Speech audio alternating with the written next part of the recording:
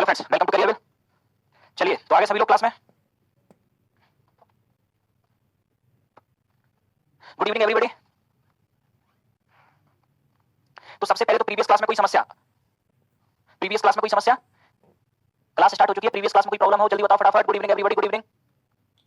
So class live है, कोई भी डाउट हो तो पूछो, नहीं तो फिर हम फिर आगे आज की क्लास कंटिन्यू करें। चलो वेरी गुड, आगे चलते हैं। तो प्रीवियस क्लास में हम लोग आपके देख रहे थे क्या, रिवॉल्ट्स में हमने आपके रिलीजियस रिवॉल्ट देखे और ट्राइबल रिवॉल्ट देखे। अब आज की क्लास में हम लोग आपके आगे समझते हैं पीजेंट रिवॉल्ट। ठीक है, पील आयोग आपके ये जो आया था, ये 1857 की क्रांति के बाद आया था और सेना के पुनर्गठन के लिए आया था, रीऑर्गेनाइजेशन ऑफ ब्रिटिश आर्मी। वो ये बताने के लिए आया था कि ब्रिटिश आर्मी में कितने हिंदू सैनिक यानी कितने भारतीय सैनिक रखेंगे और कितने ब्रिटिश सैनिक, किस तरह से सेना का गठन किया जाना चाहिए। ठीक है, अब आते हैं आगे।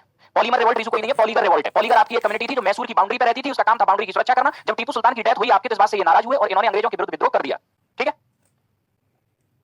संगीता स्वराज मूवमेंट अभी आगे आएगा तब हम आपको बताएंगे, तब आप सब समझ लेना। ठीक है, अभी स्वराज मूवमेंट में हम पहुंचे नहीं है, आप समय से आगे मत चलो, अभी समय से आगे मत चलो, जब स्वराज मूवमेंट आएगा तब आपको पता चल जाएगा। ठीक है, और स्वराज मूवमेंट कोई नहीं था, स्वदेशी मूवमेंट था, ध्यान रखना। स्वराज तो आपके सिर्फ एक स्लोगन था जो कलकत्ता अधिवेशन में बोला गया था। Violence and non violence, violence यानी हिंसा, नॉन वायलेंस यानी अहिंसा। मॉडर्न हिस्ट्री की क्लास आपके 10 दिन चलेंगी अगर आप लोग इधर उधर के डाउट नहीं पूछोगे तो।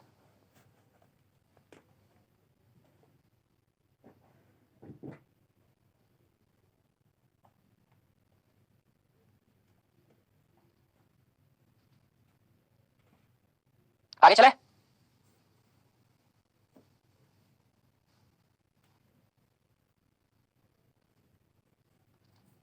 नीरज पीडीएफ डाल दिया, आप एप्लीकेशन पे देखो, पीडीएफ पड़ा हुआ है, एक साथ तीनों रिवॉल्ट की पीडीएफ हम भेज चुके हैं, कल ही भेज दिया था हमने क्लास से पहले। अब हम आज अपने आगे टॉपिक पे आते हैं, इसे देखो अब आप। तो नेक्स्ट अब हम आगे समझते हैं क्या,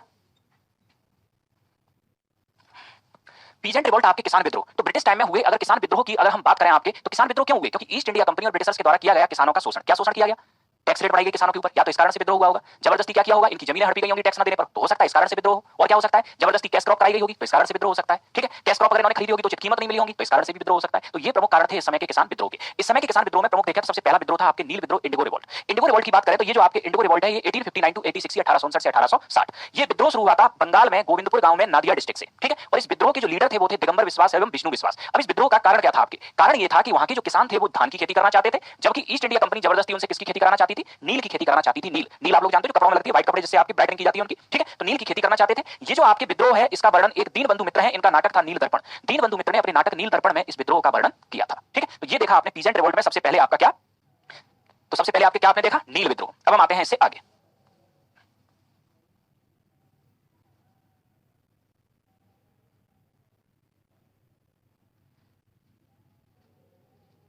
अभिनव इस्लाम धर्म में व्याप्त कमियां उस समय क्या, इस समय भी कमियां हैं। महिलाओं को इतना बड़ा सा जो बुर्का पहनाते वो क्या है, ठीक है, महिलाओं को स्कूलिंग भेजते वो क्या है। ठीक, तो यहाँ ये सब कमियां हैं।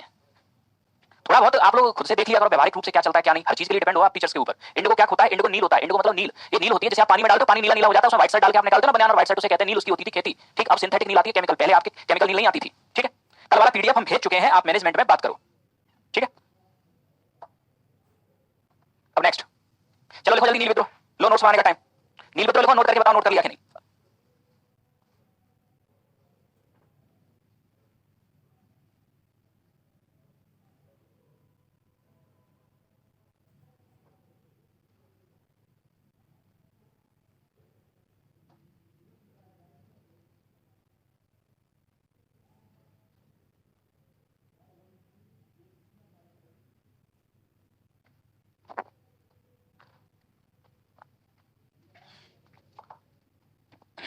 अगर पीडीएफ में पहले पीजेंट रिवॉल्ट है तो उसे पलट लो, आगे जाओ, आगे मिल जाएगा। आप लोग ढूंढना ही नहीं चाहते, 16 पेज की पीडीएफ है टोटल, पलटो पीडीएफ को देखो, पहले पीजेंट रिवॉल्ट है, फिर उसके बाद में ट्राइबल है, उसके बाद रिलीजियस है। नेक्स्ट, अब चलो आपके किसी भी कमेंट का जवाब नहीं देंगे, आप इसको समझ लो और सुन लो, क्योंकि आप लोगों के कमेंट लॉजिकल नहीं है इस समय। हेमंत मॉडर्न हिस्ट्री कितने दिन में खत्म हो जाएगी, 3 दिन में खत्म करा देंगे मगर आप लोग तैयार हो तो। ठीक, लेकिन समझ में आएगी कि नहीं आएगी इस बात की गारंटी नहीं है, या फिर हमें जो जैसे खत्म करा रहे हैं चलने दो स्पीड से। चलो अब आप इस समय इसको समझ लो, कमेंट अभी हम नहीं ले रहे आप लोगों के, पहले इसको कंप्लीट कर रहे हैं। अब नील विद्रोह के बाद जो आपके अगला विद्रोह है, ठीक, अगला विद्रोह नोट करो इसे। इस समय कोई भी अभी फिलहाल कमेंट के लिए जब हम बोले तब आप कमेंट पूछना, अभी सिर्फ आप फास्टली नोट करो और फास्टली आप समझो। कोई भी स्टूडेंट अभी कोई कमेंट मत पूछना जब तक हम परमिशन ना दें। हम कमेंट बॉक्स को भी ओपन कर रहे हैं वो इसलिए जिससे कि जो लोग नोट कर रहे हैं वो स्पीडली नोट करके सिर्फ इतना लिख दें नोटेड, और हम समझाना शुरू कर दें। ठीक है, चलिए नोट करो इसे।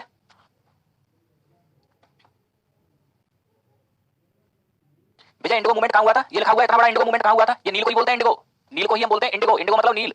ये हुआ था इतना बड़ा, गोविंदपुर गांव था, नादिया जिला था, बंगाल राज्य था। ठीक, सब कुछ लिखा हुआ है उसमें। चलो नेक्स्ट, अब पावना विद्रोह की अगर हम आपकी बात करें तो पावना विद्रोह आपके 1873 से 1876 के बीच हुआ था। ठीक है, बेस था इसका पावना डिस्ट्रिक्ट बंगाल, पावना जिला बंगाल में। इस विद्रोह के लीडर ईशान चंद्र राय, केशव चंद्र राय और शंभूपाल थे। ठीक है, यहाँ इस विद्रोह का कारण जो था वो था आपके क्या, टैक्स रेट बढ़ाने के विरोध में। यहाँ किसानों के ऊपर क्या बढ़ा दिया गया था, टैक्स रेट। इसके विरोध में आपके हुआ था कौन सा विद्रोह, पावना विद्रोह। इसके बाद में आपके अगला मूवमेंट था तेभागा। तेभागा मूवमेंट आपके बंगाल में हुआ, कारण इसमें भी टैक्स रेट बढ़ाने के विरोध में। लीडर इसके कंपारामर भवन सेन 1946 में हुआ। अब यहाँ क्या था कि यहाँ जो टैक्स रेट थी उसको प्रोडक्शन का आधा कर दिया कि किसानों को अपने प्रोडक्शन का यानी उपज का आधा भाग टैक्स के रूप में देना पड़ेगा। तो यहाँ के किसानों ने डिसाइड किया तेभागा आंदोलन में कि हम अपने प्रोडक्शन का 1/2 नहीं, प्रोडक्शन का 1/3 पार्ट टैक्स के रूप में देंगे, यानी कि प्रोडक्शन का तीसरा हिस्सा। इसीलिए इसको हम कहते हैं क्या, तेभागा। तेभागा मतलब तीसरा भाग। ठीक है, तो तेभागा मूवमेंट में डिसाइड किया गया कि सारे किसान अपने प्रोडक्शन का 1/3 पार्ट किसके रूप में देंगे, टैक्स के रूप में देंगे। ठीक, तो ये दोनों नोट करो फटाफट।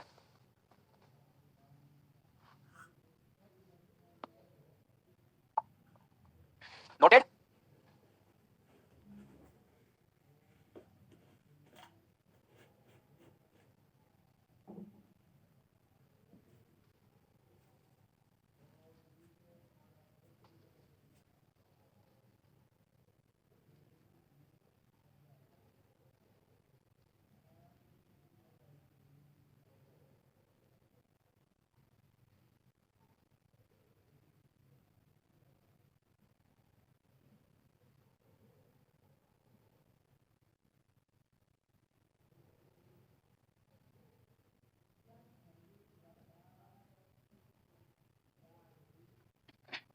पावना विद्रोह 1873 से 1876 के बीच में आपके शुरू हुआ था। पावना डिस्ट्रिक्ट बंगाल से आंदोलन शुरू हुआ। इसके लीडर थे ईशान चंद्र राय, केशव चंद्र राय और शंभूपाल। कारण क्या था, टैक्स रेट बढ़ाना। ठीक, ईस्ट इंडिया कंपनी यानी ब्रिटिश सरकार ने जो टैक्स रेट बढ़ाई थी उसके विरोध में आपके विद्रोह हुआ था। दूसरी तरफ हम आते हैं तेभागा आंदोलन। तेभागा में आपके बंगाल में हुआ, रीजन इसका भी टैक्स रेट बढ़ाने के आपके विरोध में। लीडर थे इसके कंपारामेंट भवन सिंह 1946। इस समय क्या था कि यहाँ ब्रिटिशर्स ने टैक्स को 1/2 यानी कि उपज का प्रोडक्शन का आधा कर दिया था। लेकिन यहाँ तेभागा आंदोलन में यहाँ के किसानों ने निर्णय लिया कि हम उपज का 1/3 टैक्स देंगे, यानी प्रोडक्शन का 1/3 पार्ट हम क्या देंगे, टैक्स के रूप में देंगे।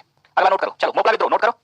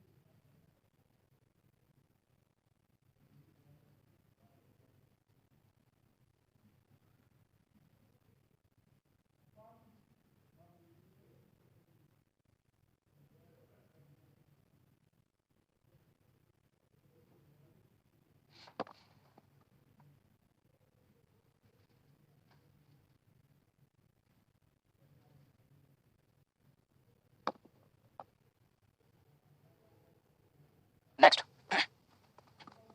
अब अगला विद्रोह था आपके मोपला विद्रोह। मोपला विद्रोह की अगर हम बात करें आपके, तो मोपला विद्रोह आपके 1836 और 1921 पहली बार ये शुरू हुआ था 1836 में, और उसके बाद ये रिपीट होता है 1921 में। अब किस रीजन में आपके हुआ था, ये मालाबार रीजन में हुआ था, केरला के अंदर। जो मालाबार कोस्ट है ना, मालाबार कोस्ट जहां आपके सबसे पहले मानसून आता है। मालाबार कोस्ट कौन सा होता है, ये कोस्ट। ठीक है, ये जो आपके यहाँ का ये जो क्षेत्र है केरला में, ये है मालाबार कोस्ट। ठीक है, यहाँ सबसे पहले मानसून आता है भारत में, ध्यान रखना। तो मालाबार रीजन में ये शुरू हुआ था। और अब अगर हम यहाँ की बात करें, ठीक है, तो अब यहाँ अगर हम आपके देखें तो ये जो आपके मोपला है, ये जो आपके मोपला है, ये मोपला थे कौन, मोपला इस मालाबार क्षेत्र में रहने वाली एक मुस्लिम कम्युनिटी थी। ये मुसलमान समाज के लोग थे जो मालाबार क्षेत्र में रहते थे, और ये कृषि मजदूर, एग्रीकल्चर लेबर के रूप में कार्य करते थे। ठीक है, लेकिन मालाबार रीजन के जो जमींदार थे वो आपके कौन थे, वो हिंदू थे। मालाबार रीजन के जो जमींदार थे वो हिंदू थे, और खेतों पे काम करने वाली जो लेबर थी वो मुस्लिम थी, जो मोपला कम्युनिटी की थी।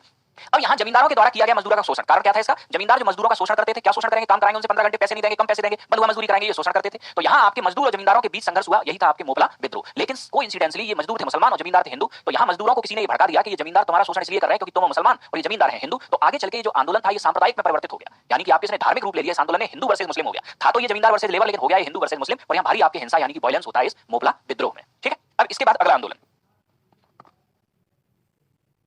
अब नेक्स्ट अगला आंदोलन आते हैं बारदौली।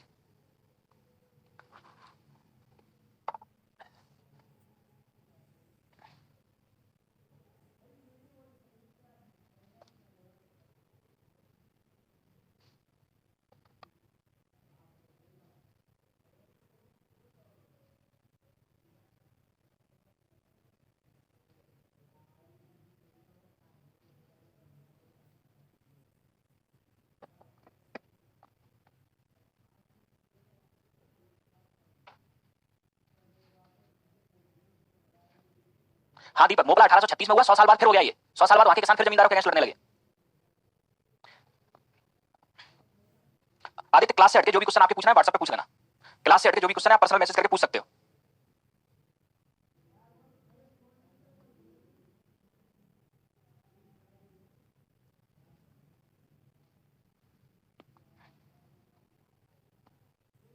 अब अगला आपके है बारदौली सत्याग्रह। अब ये बारदौली सत्याग्रह इसे हम समझें तो बारदौली सत्याग्रह 1928 में आपके हुआ बारदौली जगह पर, जिला सूरत, गुजरात के अंदर। लीडर थे इसके वल्लभ भाई पटेल। इसका कारण एक तो था हाली पद्धति का विरोध करना और दूसरा आपके वहां टैक्स रेट बढ़ा दी गई थी उसका विरोध करना। तो टैक्स रेट बढ़ाने के विरोध में और हाली पद्धति के विरोध में। ये हाली पद्धति क्या थी ये समझ लो आप। हाली पद्धति, बारदौली रीजन में एक जनजाति रहती थी जिसका नाम था आपके काली पराज। काली पराज मतलब काले लोग, काले रंग के आपके होते थे, ठीक है। तो काली पराज जनजाति के जो लोग थे, इनको वहां के लोग, वहां के जो उच्च वर्ग के लोग थे, वो बंधुआ मजदूरी कराते थे। बंधुआ मजदूरी मतलब गुलाम बना के रखते थे और उच्च वर्गीय अधिकार समझता था कि ये गुलाम ही है हमारे, ठीक है। तो इस काली पराज लोगों को बंधुआ मजदूरी जो कराते थे, इसी पद्धति को हाली पद्धति बोलते हैं। यानी कि इन काली पराज लोगों को जन्मजात गुलाम समझना, यही थी वहां हाली पद्धति। एक तो इसके विरोध में आंदोलन हुआ कि इसको समाप्त किया जाए, ये भी इंसान है, कोई गुलाम नहीं है, ठीक है। दूसरा टैक्स रेट बढ़ाने के विरोध में आपके हुआ, ठीक। अब ये जो आंदोलन था, इसमें याद रखना कि इस आंदोलन में गांधी जी ने बारदौली की महिलाओं की ओर से वल्लभ भाई पटेल को सरदार की उपाधि दी थी। इस बारदौली आंदोलन में, ठीक, गांधी जी ने बारदौली की महिलाओं की तरफ से वल्लभ भाई पटेल को सरदार की उपाधि दी थी। तो ये ध्यान रखना, वल्लभ भाई पटेल को सरदार की उपाधि आपके किस आंदोलन में मिली, ठीक।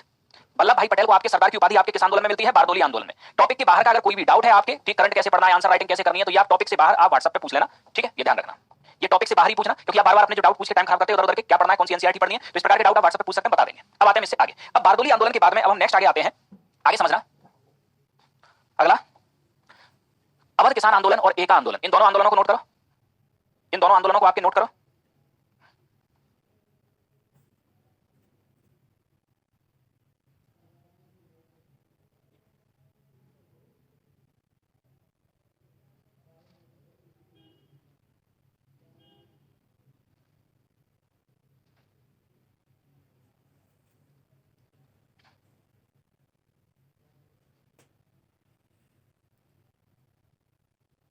नोटेड।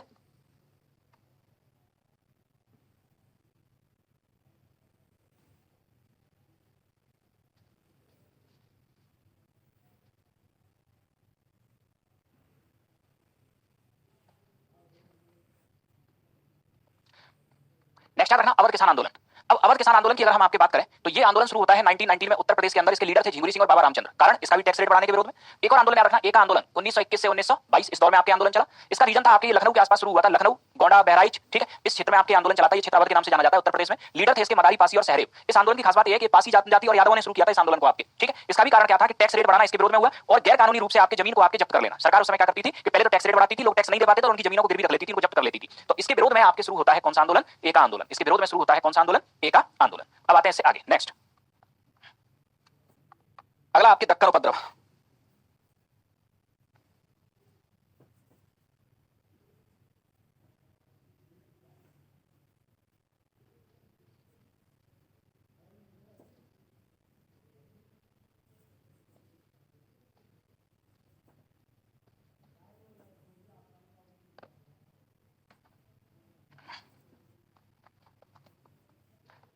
अब दक्कन उपद्रव में याद रखना 1874 से 1875 इस फेज में आपके शुरू होता है दक्कन उपद्रव, ठीक है। प्लेस था इसका आपके क्या, पुणे, अहमदनगर। पुणे और अहमदनगर, ठीक। दक्कन का मतलब दक्षिण भारत, पुणे और अहमदनगर महाराष्ट्र में आपके ये शुरू होता है, ठीक। इसके लीडर थे आपके बाबा साहेब देशमुख, बाबा साहेब देशमुख, इन्होंने इसको शुरू किया। अब याद रखना कि यहाँ इसका कारण क्या था। यहाँ जो आपके ब्याज पे पैसा देने वाले जो लोग थे, जिन्हें हम क्या कहते हैं, साहूकार। ये साहूकार हाई इंटरेस्ट पे किसानों को कर्ज देते थे और कर्ज अगर किसान ना चुका पाए तो उनकी जमीनें जब्त कर लेते थे। इस विरोध में आपके ये दक्कन उपद्रव होता है क्या शुरू। तो आपके दक्कन उपद्रव किस आधार पर शुरू होता था कि साहूकार आपके जो उच्च ब्याज पे आपके क्या देते थे, उच्च ब्याज पे पैसा किसानों को देते थे कर्ज, और कर्ज ना चुकने पर उनकी जमीनों को जब्त कर लेते थे। इस विरोध में आपके दक्कन उपद्रव क्या होता है स्टार्ट। तो ये थे भारत में आपके शुरू होने वाले आपके मेजर क्या, रिवॉल्ट्स, मेजर आपके रिवॉल्ट्स। तो हमने तीन कैटेगरी के रिवॉल्ट यहां देखे, रिलीजियस रिवॉल्ट, ट्राइबल रिवॉल्ट और पीजेंट रिवॉल्ट। अब हम आते हैं इसके बाद आगे। अब नेक्स्ट हम लोगों का जो टॉपिक आपके होगा वो होगा इंडियन फ्रीडम स्ट्रगल, भारतीय स्वतंत्रता आंदोलन, भारतीय स्वतंत्रता आंदोलन, ठीक। अब सीक्वेंस और ईयर आप अपने अकॉर्डिंग जमा लेना। हमने तो जो इंपॉर्टेंट लगे उसके अकॉर्डिंग हमने आपको करा दिया। अब ये सीक्वेंस आप जमाते रहो, ठीक है। आपको अकॉर्डिंग टू सीक्वेंस देखना है तो एज आप खुद कर लेना उसकी डेट नोट। अब हम आते हैं अपने टॉपिक पे। ये पूरा फैक्चुअल टॉपिक था, हमने आपको पहले ही बताया। अब हम अपने अगले टॉपिक पे आते हैं, इंडियन फ्रीडम स्ट्रगल, राष्ट्रीय स्वतंत्रता आंदोलन। अब राष्ट्रीय स्वतंत्रता आंदोलन की अगर हम आपकी बात करें तो समझना सबसे पहले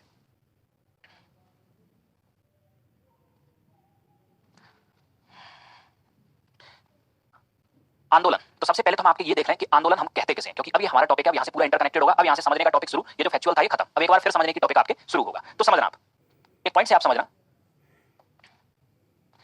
मूवमेंट का मतलब आपके होता क्या है। हम राष्ट्रीय आंदोलन की बात करें अगर, मूवमेंट, मूवमेंट का आपके जो अर्थ होता है वो होता है क्या, सिस्टमैटिक चेंज। क्या होता है, सिस्टमैटिक चेंज, यानी कि आपके व्यवस्थित बदलाव, ठीक है। अब आगे समझना राष्ट्रीय आंदोलन, आंदोलन का आपके अर्थ क्या था, एक व्यवस्थित बदलाव। कौन सा बदलाव, राष्ट्रीय आंदोलन का आपके उद्देश्य था कि भारतीयों का शासन धीरे धीरे भारतीयों के हाथ में दिया जाए। ये था आपके राष्ट्रीय आंदोलन, ठीक है। अब शासन कौन कर रहा था, ब्रिटिशर्स। जाना किसके पास था, भारतीयों के पास, ठीक है। तो राष्ट्रीय आंदोलन का उद्देश्य क्या है, धीरे धीरे ब्रिटिशर्स से भारतीयों का शासन भारतीयों के हाथ में चला जाए, ठीक। हमने आपको पहले भी बताया था कि कोई भी आपके मूवमेंट अगर आपको चलाना है तो किसी भी मूवमेंट की सफलता के आपके तीन पिलर होते हैं। कितने पिलर, तीन पिलर। कौन कौन से आपके 3 पिलर? सबसे पहले अगर किसी मूवमेंट को सफल बनाना है तो उस मूवमेंट को चलाने वाला या उस आंदोलन को चलाने वाला होना चाहिए एक ऑर्गेनाइजेशन। ऑर्गेनाइजेशन यानी कि एक संगठन, एक ऐसा संगठन जो उस आंदोलन को चलाए। ठीक है। दूसरा, किसी आंदोलन को चलाने के लिए चाहिए संगठन, लेकिन उस संगठन से कितने लोग जुड़ेंगे ये डिपेंड करता है उस संगठन की आइडियोलॉजी यानी विचारधारा पर। तो दूसरा, आपके ये जो ऑर्गेनाइजेशन है इसकी आइडियोलॉजी यानी कि विचारधारा क्या है। ठीक, इसकी विचारधारा ऐसी होनी चाहिए कि ज्यादा से ज्यादा लोगों का प्रतिनिधित्व आपके ये संगठन करता हो। और तीसरा, आपके इस संगठन का जो लीडर है यानी कि लीडरशिप, नेतृत्व, एक ऐसा आपके लीडर होना चाहिए जिसकी बात को संगठन के सभी लोग बिना किसी आपके इफ एंड बट के क्या कर लें, एक्सेप्ट कर लें। तो हम यहां देखते क्या है कि राष्ट्रीय आंदोलन को राष्ट्रीय क्यों कहते हैं? क्योंकि नेशनल वाइड चलाता। आंदोलन मतलब सिस्टमैटिक चेंज। तो किसी भी मूवमेंट को अगर हमें सक्सेस बनाना है तो उसके आपके ये 3 पिलर होते हैं। एक ऑर्गेनाइजेशन जो उस आंदोलन को चलाने वाला हो, दूसरा आपके उस ऑर्गेनाइजेशन की आइडियोलॉजी विचारधारा, क्योंकि किसी भी संगठन की जो विचारधारा है वही आपके ज्यादा से ज्यादा लोगों को संगठन से जुड़े रखती है, और तीसरा आपके लीडरशिप यानी कि आपके नेतृत्व। ठीक है, यानी कि संगठन का नेतृत्व एक ऐसे व्यक्ति के पास हो कि ज्यादा से ज्यादा व्यक्ति या संगठन के सारे व्यक्ति उस लीडर की बात को आपके निर्विरोध रूप से एक्सेप्ट कर लें। अब आते हैं इससे आगे। ठीक है, अब यहां समझना, पूरे फ्रीडम स्ट्रगल में हमें सिर्फ आपके ये 3 पॉइंट्स देखने हैं, और यही 3 पॉइंट हमें पूरे फ्रीडम स्ट्रगल तक आपके क्या कराएंगे, लेके जाएंगे। 1947 तक आपके यही फ्रीडम स्ट्रगल के ऊपर पूरी कहानी आपके चलेगी। कैसे चलेगी समझना। सबसे पहले हम आपके देखते हैं कि ऐसा ऑर्गेनाइजेशन भारत में कब आया जो राष्ट्रीय स्तर का हो। तो यहां ऑर्गेनाइजेशन की बात करें तो ऑर्गेनाइजेशन कांग्रेस से पहले भी ऑर्गेनाइजेशन थे, कांग्रेस से पहले के ऑर्गेनाइजेशन, और दूसरा कांग्रेस। अब ऑर्गेनाइजेशन की अगर हम बात करें तो कांग्रेस से पहले भी आपके ऑर्गेनाइजेशन थे इस देश में, लेकिन ये ऑर्गेनाइजेशन छोटे थे, ऑर्गेनाइजेशन एक क्षेत्र विशेष तक सीमित थे और कुछ ही लोगों का प्रतिनिधित्व करते थे। राष्ट्रीय स्तर का पहला ऑर्गेनाइजेशन हमारे पास आता है क्या, कांग्रेस। और कांग्रेस का जो गठन होता है ये होता है 1885 में। इसीलिए भारतीय फ्रीडम स्ट्रगल या इंडियन फ्रीडम स्ट्रगल की हम शुरुआत कांग्रेस की स्थापना के साथ ही काउंट करते हैं। ठीक, तो नेशनल फ्रीडम स्ट्रगल में 1885 से क्यों काउंट करते हैं? क्योंकि 1885 से पहले हमारे पास कोई नेशनल लेवल का ऑर्गेनाइजेशन था ही नहीं जो फ्रीडम स्ट्रगल को आपके चला सके। तो पहला पॉइंट, तो सबसे पहले हमारे पास ऑर्गेनाइजेशन आया 1885 में। अब 1885 में जब ऑर्गेनाइजेशन ये आएगा तो अब हम ये देखेंगे कि कांग्रेस के ऊपर किन किन विचारधाराओं का प्रभाव रहा, और ये विचारधाराएं तय करेंगी कि कांग्रेस से जुड़ने वाले लोग कौन होंगे, किस वर्ग के लोग कांग्रेस से जुड़ेंगे और राष्ट्रीय आंदोलन में आपकी कितनी मजबूती होगी, क्योंकि जितने ज्यादा लोग जुड़ेंगे उतनी ज्यादा मजबूती होगी आपकी। अब हम आगे समझते हैं। यहां विचारधारा की बात करें तो कांग्रेस में आपके 3 विचारधाराएं आपके चली। कौन कौन सी? पहला नरमपंथ यानी कि मॉडरेटर। दूसरी विचारधारा आपकी आएगी कौन सा? गरम पंथ यानी कि एक्सट्रीमिस्ट। और तीसरी विचारधारा आपकी आएगी किसकी? गांधीवादी यानी कि गांधीयन। ठीक, तो नरमपंथ विचारधारा ये आपके 1885 से 1905 के बीच चलेगी। गरम पंथ विचारधारा आपके 1905 से 1919 तक चलेगी, और गांधीवादी विचारधारा 1919 से 1947। अब इन विचारधाराओं में समझना, 3 विचारधाराएं होंगी कांग्रेस की। ये जो आपके नरमपंथ विचारधारा थी ये सिर्फ उच्च वर्ग के हितों का प्रतिनिधित्व करती थी। ठीक, गरमपंथ विचारधारा आपके मध्य वर्ग और निम्न वर्ग के हितों का प्रतिनिधित्व करती थी, मध्य वर्ग एवं निम्न वर्ग। ठीक, और गांधीयन विचारधारा आपके उच्च वर्ग, मध्य वर्ग और निम्न वर्ग, ये तीनों ही वर्गों के हितों का प्रतिनिधित्व करती थी। तो अब इसका मतलब आपके क्या हुआ, जब कांग्रेस के ऊपर नरमपंथी विचारधारा का प्रभाव होगा तो नरमपंथी विचारधारा सिर्फ किसका प्रतिनिधित्व कर रही है? उच्च वर्ग का। तो उच्च वर्ग की आपकी मात्रा क्या होती है? किसी भी समाज में सबसे कम होता है उच्च वर्ग। तो कांग्रेस में संगठन आपके क्या होगा? कमजोर होगा, क्योंकि बहुत कम लोग संगठन से आपके जुड़ेंगे। तो इस फेज में कांग्रेस ज्यादा असरदार नहीं रहेगी, क्योंकि जब तक संगठन के पास जनता ना हो, मास ना हो, क्योंकि आंदोलन चलाने के लिए क्या चाहिए? मास। और यहां आपके क्या है कि यहां आपके सिर्फ उच्च वर्ग के हितों का प्रतिनिधित्व करती है कांग्रेस, इनके पास मास नहीं है। क्यों? क्योंकि उच्च वर्ग तो आपके किसी भी समाज में सबसे कम होता है, हायर क्लास की पॉपुलेशन सबसे कम, फिर उस मिडिल क्लास और फिर लोअर क्लास। वहीं जब हम गरमपंथ की बात करें तो गरमपंथी विचारधारा मिडिल क्लास और लोअर क्लास के हितों का प्रतिनिधित्व करती है, तो इनको जोड़ तो लेंगे, लेकिन अगर उच्च वर्ग नहीं है तो फिर आंदोलन कैसे चलेगा? पैसा भी तो चाहिए आंदोलन चलाने। ये आदमी आपके क्या कर सकते हैं? मध्य वर्ग, निम्न वर्ग, इनके पास पैसा नहीं है, ये असंगठित होंगे, ये क्रांतिकारी बन सकते हैं, लेकिन कलेक्टिव एफर्ट नहीं लगेगा यहाँ। ठीक, क्योंकि आंदोलन चलाने चाहिए होता है पैसा, और पैसा था उच्च वर्ग के पास। इसी वजह से आपके एक्सट्रीमिस्ट के अंदर आपके बम धमाके की राजनीति तो शुरू हो गई, लेकिन संगठित आंदोलन नहीं चला पाएंगे। ठीक है, तो मध्य वर्ग इंडिविजुअल नहीं चलाता ना, कभी खुदीराम बोस बम फेंका है आपके, कहीं कभी कोई बम फेंका है आपके। ठीक है, तो यहाँ आपके मध्य वर्ग और निम्न वर्ग आपके जुड़ेगा, यहाँ भी कमी थी। लेकिन जब कांग्रेस में गांधीवादी विचारधारा आएगी तो गांधीवादी विचारधारा उच्च वर्ग, मध्य वर्ग और निम्न वर्ग तीनों के ही हितों का प्रतिनिधित्व करेगी, और आपके संगठन का जो साइज होगा ये आपके एक्सट्रीम बढ़ जाएगा। और संगठन का आपकी जब साइज एक्सट्रीम बढ़ जाएगा तो अब संगठन में आ गई मास, और अब आपके फ्रीडम स्ट्रगल के लिए संगठन हो गया तैयार। अब इसके बाद में लीडरशिप की बात करें तो नेशनल लेवल के लीडर की एंट्री होती है आपके कब? 1919। गांधी जी कांग्रेस की कमान आपके संभालते हैं कब? 1919 के अराउंड आके। और गांधी जी ने आपके 3 आंदोलन चलाए। पहला असहयोग, दूसरा सविनय अवज्ञा, तीसरा भारत छोड़ो। ठीक, तो रियलिटी में देखें तो आपके व्यापक स्तर पर जो लोगों की भागीदारी दिखाई देगी, ठीक, पूरे भारत में जिन आंदोलनों का प्रभाव दिखाई देगा, ऐसा पहला आंदोलन होगा नॉन कॉपरेशन मूवमेंट, असहयोग आंदोलन। क्योंकि यहां पहुंचते पहुंचते कांग्रेस के पास ऑर्गेनाइजेशन भी है और कांग्रेस के पास गांधीवादी विचारधारा भी है और कांग्रेस के पास एक लीडर है महात्मा गांधी। ठीक है, असहयोग आंदोलन पहला राष्ट्रीय स्तर का आंदोलन होगा। उसके 10 साल बाद आपके सविनय अवज्ञा आंदोलन, और उसके भी 10-12 साल बाद भारत छोड़ो आंदोलन, और भारत छोड़ो के साथ आपके भारत स्वतंत्र। तो ये पूरा फ्रीडम स्ट्रगल का आपके एक चार्ट है, और इसको इसी वे में हम आपके पढ़ते हुए जाएंगे 1947 तक। अब यहां से कंसेप्चुअल टॉपिक भी है। ठीक, तो ऑर्गेनाइजेशन में पहले हम देखेंगे कांग्रेस से पहले के संगठन, फिर हम देखेंगे कांग्रेस, फिर कांग्रेस की विचारधारा नरमपंथ, गरमपंथ और गांधीयन, और फिर आएंगे हम गांधी जी के नेतृत्व पे। ठीक है, तो इसे आप नोट कर लो इसे फटाफट। चलो इसे नोट करके फटाफट बताओ, फिर हम आगे शुरू करें।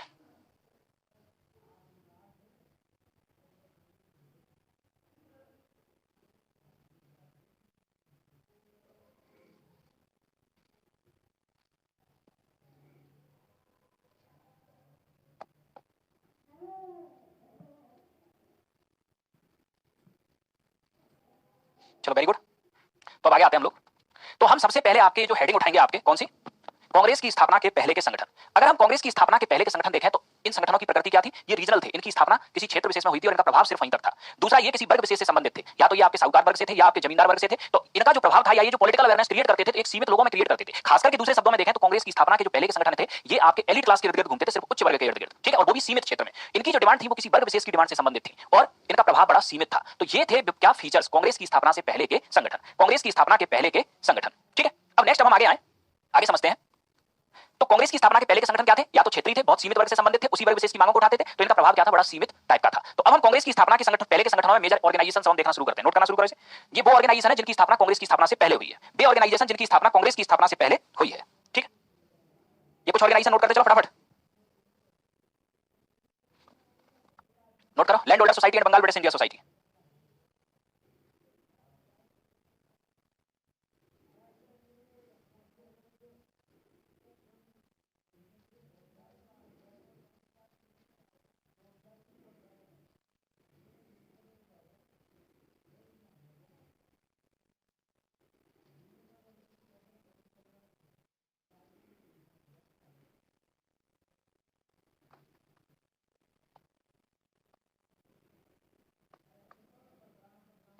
तो कांग्रेस की स्थापना से पहले के अगर हम आपके ऑर्गेनाइजेशंस को देखें तो सबसे पहले आते हैं हम land holders society. Land holder society की अगर हम आपकी बात करें तो लैंड होल्डर सोसाइटी की स्थापना 1838 में, ठीक, कौन करते हैं, द्वारिकानाथ टैगोर। कहां होती है, कलकत्ता में। लैंड होल्डर का मतलब जमींदार, सोसाइटी का मतलब संगठन, तो इसका मतलब क्या हुआ, जमींदारों का संगठन। तो जमींदार कौन था, उच्च वर्ग, ठीक। तो यहां याद रखना लैंड होल्डर सोसाइटी भारत की पहली राजनीतिक संस्था थी, फर्स्ट पॉलिटिकल ऑर्गेनाइजेशन। अब चूंकि ये जमींदारों का संगठन है तो इसका उद्देश्य क्या होगा, जमींदारों की मांगों को ब्रिटिश सरकार के समक्ष रखना या फिर आपके जमींदारों के हितों की रक्षा करना, ये इसका उद्देश्य होगा। इसके बाद दूसरा आप समझना Bengal British India society. Bengal British India society का गठन 1843 में करते हैं जॉर्ज थॉमसन कलकत्ता के अंदर। अब इसका उद्देश्य क्या था, इस संगठन का उद्देश्य आपके किसने किया था, एक ब्रिटिश व्यक्ति ने किया था, और वो ये देखना चाहता था कि ये जो ब्रिटिश शासन भारत में हो रहा है, इस ब्रिटिश शासन के अंतर्गत भारतीयों की क्या दशा है, भारतीयों को इससे लाभ हो रहा है या भारतीयों को हानि हो रही है, भारतीयों का इससे सशक्तिकरण हो रहा है या भारतीयों का इससे शोषण हो रहा है, ठीक, ये पता लगाना था इस संगठन का काम, बंगाल ब्रिटिश इंडिया सोसाइटी, ठीक है। अब आते हैं इससे आगे। नंदलाल गांधीवादी विचारधारा जो गांधी जी के विचारों से प्रेरित थी, अभी आपकी समझ में आएगी नहीं, जब गांधीवादी विचारधारा, ये तुमने ट्रेलर दिया है आपको, तुमने ये बताया कि हम पढ़ेंगे क्या, जब पढ़ेंगे तब समझ में आएगा कि गांधीवादी विचारधारा क्या थी, ठीक है। नेक्स्ट अगला पॉइंट नोट करो, British India association and Indian league, इसको नोट करो। ये इतनी जल्दी नोट कर लिया क्या,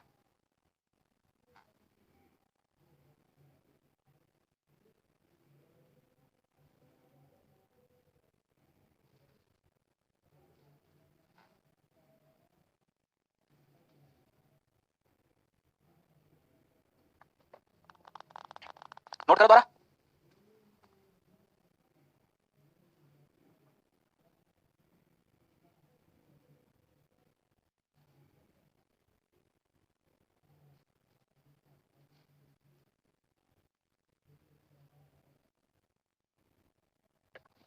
चलो नेक्स्ट इसे नोट करो, ब्रिटिश इंडियन एसोसिएशन और Indian league.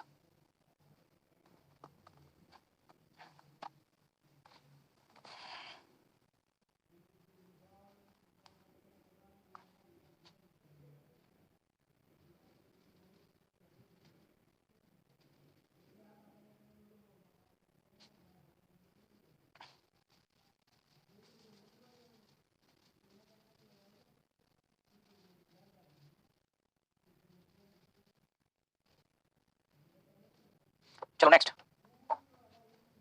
British Indian association. British Indian association की अगर हम बात करें तो इसकी स्थापना 1851 में राधाकांत देव करते हैं कलकत्ता के अंतर्गत, ठीक है। अब इसका गठन कैसे किया गया, लैंड होल्डर्स सोसाइटी और बंगाल ब्रिटिश इंडिया सोसाइटी, ठीक, इन दोनों सोसाइटी को आपके मिला दिया गया। लैंड होल्डर सोसाइटी और बंगाल ब्रिटिश इंडिया सोसाइटी दोनों को मिला के आपके बना दी गई कौन सी सोसाइटी, ब्रिटिश इंडियन एसोसिएशन। मतलब इसमें ब्रिटिशर्स भी थे और इंडियंस भी थे, दोनों जगह के उच्च वर्ग शामिल था इसमें, ठीक है। इसका उद्देश्य क्या है, उद्देश्य ये था कि इंडियंस के लिए पॉलिटिकल राइट्स की डिमांड करना, मतलब भारतीयों के लिए आपके राजनीतिक अधिकार मांगना ब्रिटिशर से। इस उद्देश्य से संगठन का गठन किया गया कि भारतीयों को भी राजनीतिक अधिकार प्रदान किए जाए, भारतीयों को क्या किए जाए, राजनीतिक अधिकार प्रदान किए जाए, ठीक है। अब आते हैं इसके बाद आगे, अगला आपके इंडियन लीग। इंडियन लीग की आपकी जो स्थापना थी ये करते हैं 1875 में शिशिर कुमार घोष कलकत्ता के अंदर। इनका आपके उद्देश्य था इंडियंस के अंदर नेशनलिटी अर्थात राष्ट्रीयता की भावना का विकास करना। तो इंडियन लीग का गठन किस उद्देश्य किया गया, इंडियंस में नेशनलिटी यानी कि राष्ट्रीयता की भावना का विकास करना, ठीक है। अब आते हैं इससे आगे, अगला पॉइंट समझना। अगला है आपके इंडियन एसोसिएशन, इसको नोट करो फटाफट 2 मिनट में।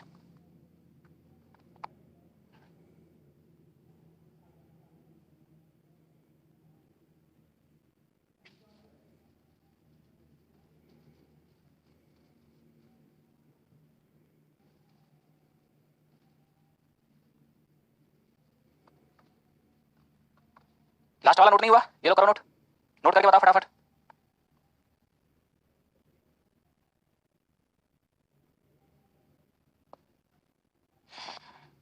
बताओ अमन क्या क्वेश्चन है? जेन्युइन क्वेश्चन होगा तो ही जवाब देंगे। बताओ अमन, क्वेश्चन बताओ अपना, क्या क्वेश्चन है आपका? जेन्युइन क्वेश्चन है कोई?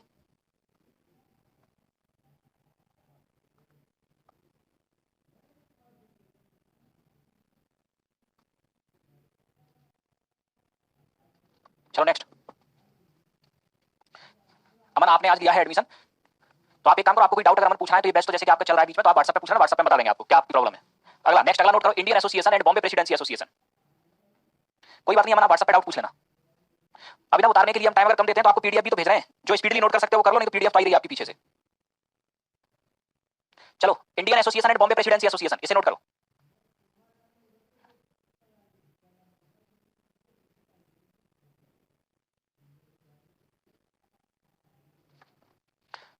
अमन हम आपको नंबर पहले भी बता चुके थे, आपको कोई डाउट हो तो आप इस नंबर पे आप कंफर्म कर लेना, एनी डाउट। यहां सिर्फ क्लास से रिलेटेड आप क्वेश्चन पूछो, क्लास के अलावा कोई डाउट है तो आप कंफर्म कर लेना इस नंबर पे। चलो नेक्स्ट, तो अगला है आपका Indian association and Bombay presidency association. Bombay presidency association, समझना इसे।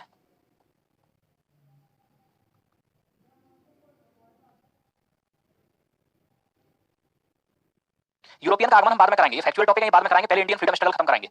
यूरोपियन का आगमन बताएंगे, फिर ब्रिटिश सरकार की एजुकेशन पॉलिसी, रेवेन्यू पॉलिसी, ठीक है। ये 2-4-5 चीजें जो फैक्चुअल है, गवर्नर जनरल ऑफ इंडिया, ये सारी चीजें सब बाद में होंगी।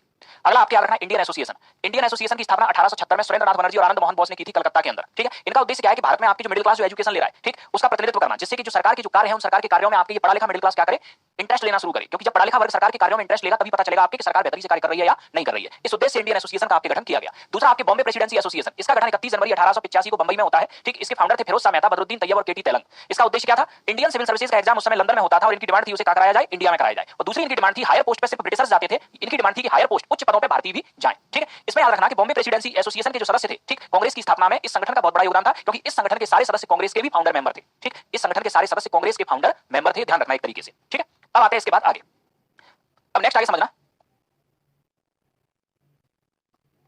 अब अगला पॉइंट, तो Indian association and Bombay presidency association, इसके बारे में अगला समझना आप, पूना सार्वजनिक सभा और मद्रास महाजन सभा, इन दोनों को आप नोट करो। पूना सार्वजनिक सभा और मद्रास महाजन सभा।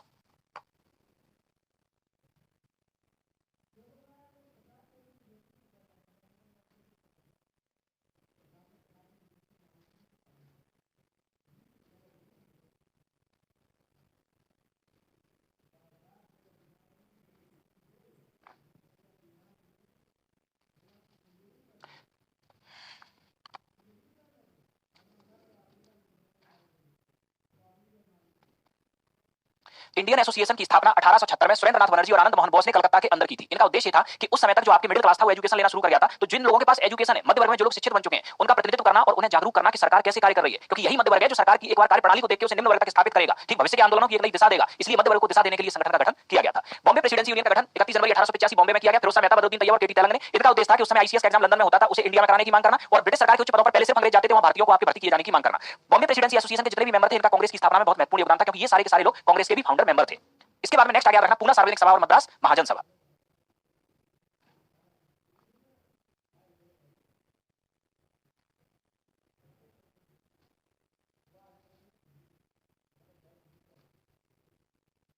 नोट करो इसे।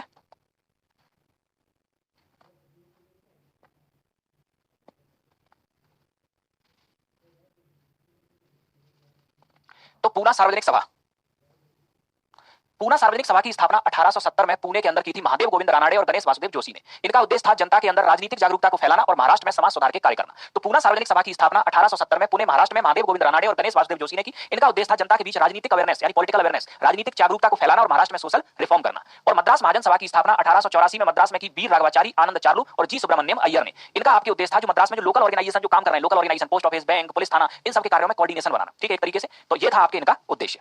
अब आते हैं इसके बाद आगे। अब नेक्स्ट याद रखना अगला ऑर्गेनाइजेशन ईस्ट इंडिया एसोसिएशन, ये आपके महत्वपूर्ण ऑर्गेनाइजेशन है, यही लास्ट ऑर्गेनाइजेशन आपको पढ़ाएंगे कांग्रेस की स्थापना से पहले का। ईस्ट इंडिया एसोसिएशन की स्थापना 1866 में आपके लंदन में की थी दादा भाई नौरोजी ने। किसने की थी? दादा भाई नौरोजी ने। इनका उद्देश्य क्या था कि जो भारत की समस्याएं हैं उन समस्याओं को हम ब्रिटेन की जनता को बताएं, ब्रिटेन की जनता को बताएं, ठीक है। हम ब्रिटेन के अंदर ब्रिटेन की जनता को जाकर बताएं देखो आप लोग कितना शोषण कर रहे हैं हमारा। तो इससे होगा क्या? होगा ये कि ब्रिटेन में उस समय तक आपके क्या था, लोकतंत्र आ चुका था, ब्रिटेन में संसद थी, और अगर वहां संसद है तो एक पार्टी होगी सत्ता में तो दूसरी होगी विपक्ष में। तो ब्रिटेन की जनता में विपक्ष के भी लोग होंगे और विपक्ष के लोग संसद में आवाज उठाएंगे, ठीक, क्या उठाएंगे? क्या भारत का शोषण कर रहे हो, ठीक, क्योंकि विपक्ष को क्या करनी है, राजनीति करनी है। इस बहाने से भारत की समस्या ब्रिटेन के लोगों तक पहुंच जाएंगी। ये था इनका उद्देश्य दादा भाई नौरोजी का, ठीक है। तो ये आपके महत्वपूर्ण संगठन थे कांग्रेस की स्थापना से पहले के, ठीक। अब इसकी पीडीएफ हम आपको आज भेज देंगे, ठीक है। कांग्रेस की स्थापना, कांग्रेस के मेजर सेशन और कांग्रेस की विचारधाराएं अब यहां से शुरू करेंगे हम अपने नेक्स्ट लेक्चर में। आज के लेक्चर में इतना ही, और आप लोगों को डाउट हो तो आप लोग बाद में पूछ लेना। Thank you all of you.